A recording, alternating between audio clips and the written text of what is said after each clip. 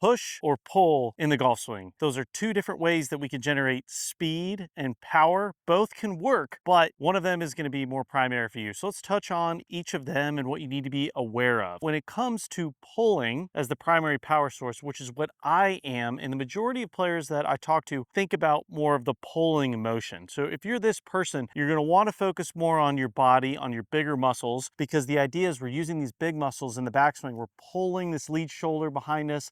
We're pulling this lead hip back up behind us. And then on the way through, we're going to shift laterally, and then we're going to do the opposite. So we pull that lead hip back behind us and the shoulders on the way through. Now, as I said, that's the most popular and the one that I prefer because the focus is on the big muscles. So when we get nervous, the blood flows to our big muscles. So anytime you're under pressure, I like to focus on using those bigger muscles. However, you could also be more of the pushing motion. If you're that person, the feel is going to be more from our arms, hands, and club. So as we think about the backswing, we're pushing this club back behind us. We're pushing all the way to the top.